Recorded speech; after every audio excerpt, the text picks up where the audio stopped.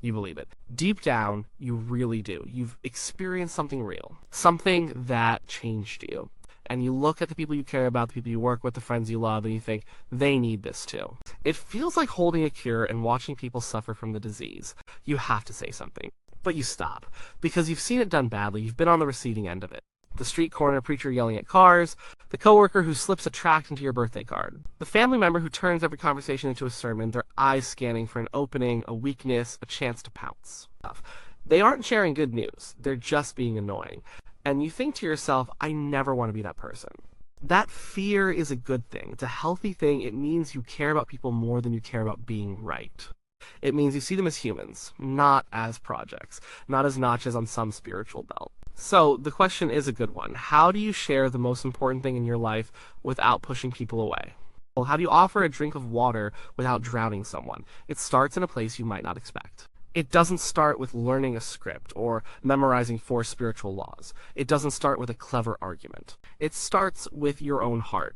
Before you open your mouth, you have to check your motive. Why are you doing this? Be honest. Is it because you feel guilty? Is it because you think it's a rule you have to follow? Is it because you want to win an argument and prove your worldview is the correct one? If any of those are the primary reason, it's better to stay quiet for a while. You know, people can smell a project a mile away, like they can sense when you're talking at them to satisfy your own need, not because you genuinely care about them. The only sustainable, non-annoying motive is love. Just that. A real, honest, no-strings-attached concern for the other person. You see their goodness, their struggles, their humanity, and you want the best for them. And because you believe Jesus is the best, you want to introduce them. It's not about getting them to join your club or adopt your political views or change their behavior so you feel more comfortable. It's about introducing them to a person, the person of Jesus. When love is the engine, the entire vehicle moves differently. This starts with humility. One of the most annoying things about some Christians is that they act like they have it all figured out. They have the answer key to the universe, and everyone else is a failing student. That's not the posture of Jesus. He hung out with the broken, the outcasts, the people who knew they didn't have it all together. The people he had the biggest problem with were the Pharisees, the religious experts who were certain of their own righteousness. So we have to start by admitting our own brokenness. You are not a doctor handing down a cure to a sick patient. You are one beggar telling another beggar where to find bread. You're still in process. You still have doubts. You still mess up. Being honest about your own struggles makes you relatable. It makes you safe when you say, I don't have all the answers, but here's what I found. It's an invitation, not a verdict. People are much more willing to listen to a fellow traveler than to a tour guide who's shouting from the destination. Look at Paul. In one of his letters, he wrote that he became all things to all people, so that he might save some. He didn't mean he was a fake, he meant he found common ground. When he spoke to the philosophers in Athens, he didn't start by yelling that their idols were dumb. He walked around, looked at their statues, and said, I see you're very religious. He even quoted their own poets, he built a bridge first, he found a point of connection. He showed respect for them as people before he challenged their ideas. Annoying people build walls. Loving people build bridges. So before you ever talk about your faith, check your heart. Ask yourself, am I doing this out of love? Am I coming with humility? Am I looking for a bridge, not a battle? If you can get that foundation right, you're already 90% of the way there. Your tone will be different. Your body language will be different. People will sense that you're for them, not against them. The next part is about your life. Before your words, there is your life. Your life is the sermon people are watching every single day. And if your life doesn't match your words are useless. Worse, they're hypocritical. And hypocrisy is maybe the number one complaint people have about Christians. If you talk about a God of love, but you gossip about your coworkers, your message is dead. If you talk about a God of grace, but you are judgmental and critical of everyone who thinks differently than you, your message is a joke. Or if you talk about a God of integrity, but you cut corners at work, you're doing more harm than good. People are not looking for perfection. They know you're human. What they are looking for is consistency. They're looking for someone who is genuinely trying to live out what they say they believe. They're looking for someone whose life has been tangibly changed. Does your faith make you more patient, more generous, more kind, more hopeful? Does it make you a better friend, a better employee, a better neighbor? Think about it like this. If you were promoting a new diet plan, but you were visibly unhealthy, no one would listen to you.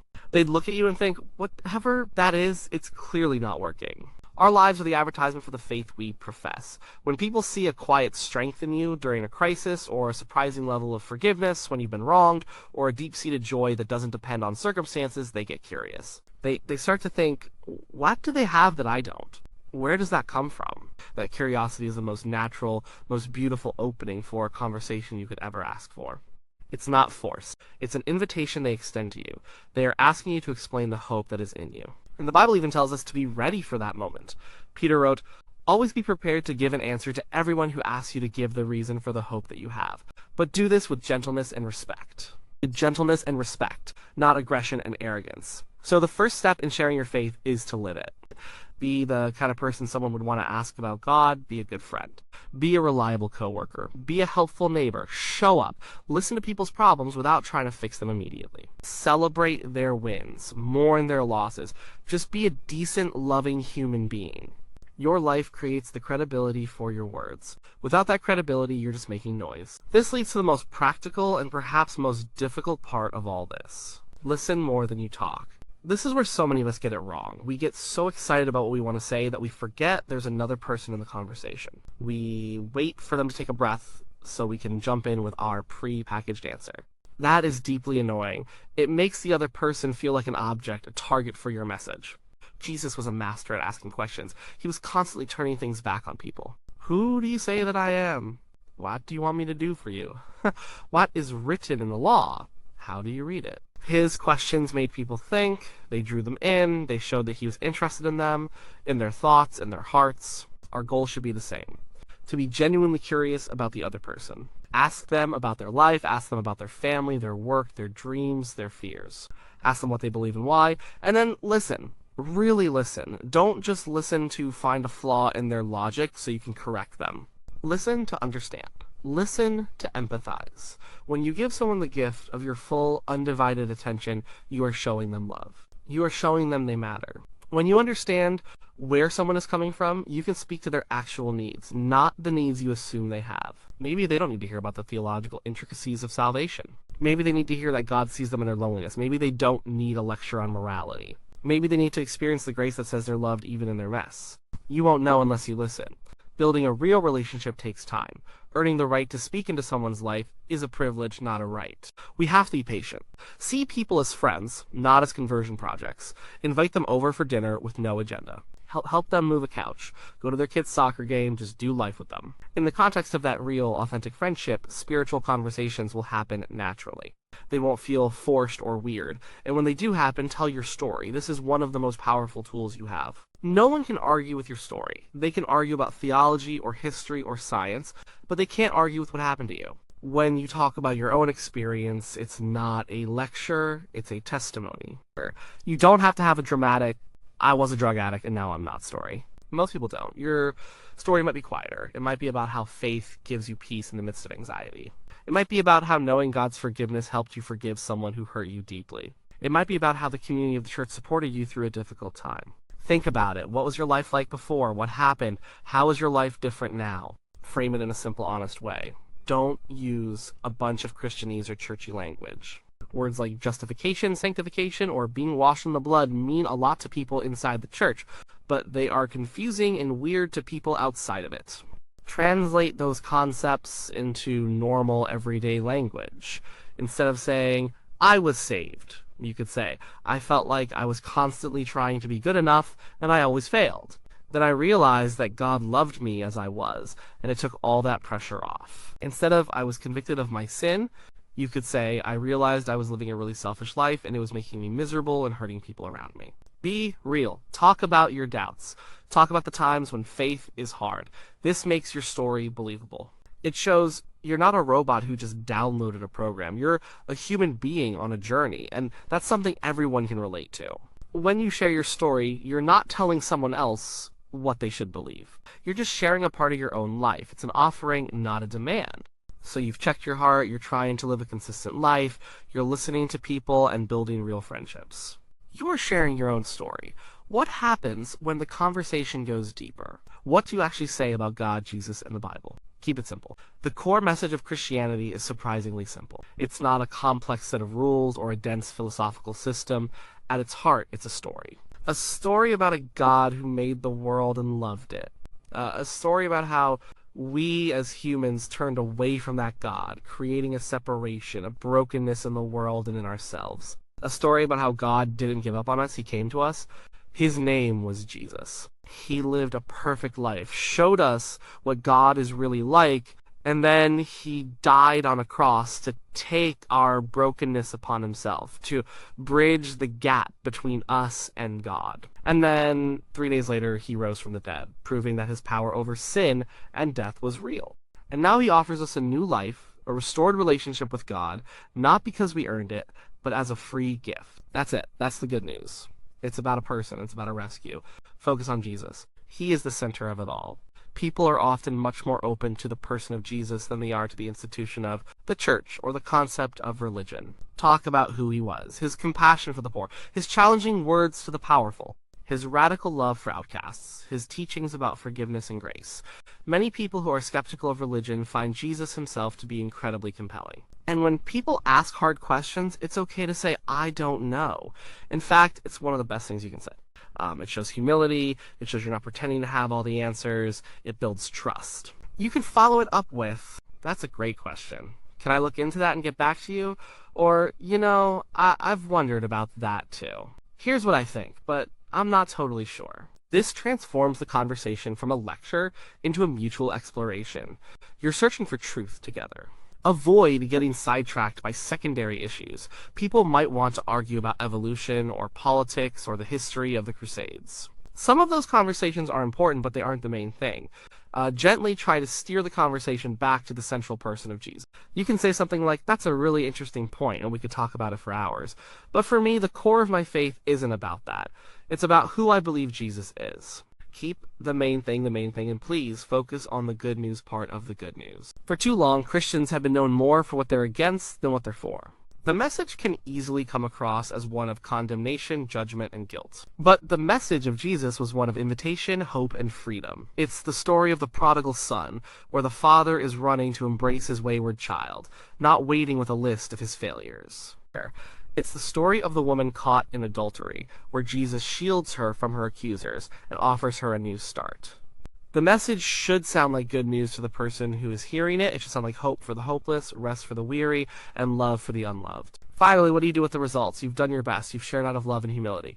You've listened well. You've told your story. What happens next is not up to you. This is so important. You are responsible for planting the seed. You are not responsible for making it grow. That is God's job. Sometimes people will reject it. They might get angry. They might think you're weird. They might just say, thanks, but that's not for me. When that happens, your job is simple, love them anyway. Don't end the friendship. Don't treat them like a failed project. Go back to being their friend. Continue to love them and serve them and be there for them. The rejection might not be forever. Your continued unconditional friendship might be the very thing that makes them reconsider down the road. Don't take it personally. They aren't rejecting you. They are wrestling with huge eternal ideas, and they're just not ready. Jesus himself was rejected by many. The parable of the sower is a great comfort here. The sower threw the seed everywhere. Some fell on the path, some on rocky ground, some among thorns, and some on good soil. The sower's job was just to sow. He wasn't in control of the soil. Sometimes people will have more questions. This is a great sign. It means they're thinking, they're engaged. Don't be afraid of their questions or their doubts. And doubts are often a doorway to a deeper, more authentic faith. Walk with them through their questions. Read a book together. Introduce them to another Christian friend who might have a helpful perspective. The goal isn't to win an argument. It's to help them on their journey. And sometimes people will be open. They'll say, I want to know more about this. Like, this is a beautiful moment, but it's not the end of the journey. It's the beginning. Sharing your faith isn't just about getting someone to a point of decision. It's about walking with them for the long haul. It's about discipleship. It means inviting them into your life and your community. It means reading the Bible with them, praying for them, and helping them navigate what it means to follow Jesus in their everyday life. It's a relationship, not a transaction. This whole process is messy. It's not a formula. There will be times you say the wrong thing. There will be times you miss an opportunity because you're scared. There will be times you let your ego get in the way. That's okay. There is grace for you too. This isn't a test you have to pass to prove you're a good Christian. It's a clumsy, beautiful, stumbling attempt to share the love you've received. So let's bring it all back. How do you share your faith without being annoying? You start by realizing it's less about a perfect presentation and more about a posture of the heart. It's about living a life of love, integrity, and humility. It's about being so filled with the goodness of God that it naturally spills out of you in a way that is attractive, not abrasive. It's about earning the right to be heard by first being an exceptional listener. It's about building genuine friendships where people are seen and valued, not targeted. It's about telling your own simple, honest story instead of preaching a sermon. It's about focusing on the compelling person of Jesus, not on the divisive issues of religion. It's about using normal language and having the courage to say, I don't know. And it's about entrusting the results to God, loving people regardless of their response. It's not a program. It's just loving people, really loving them. If you make that your goal, you'll be amazed at how the conversations just happen. You won't have to force them, and you won't have to worry about being that person. You'll just be a friend sharing the best news you've ever heard, and that is never annoying. It's a gift.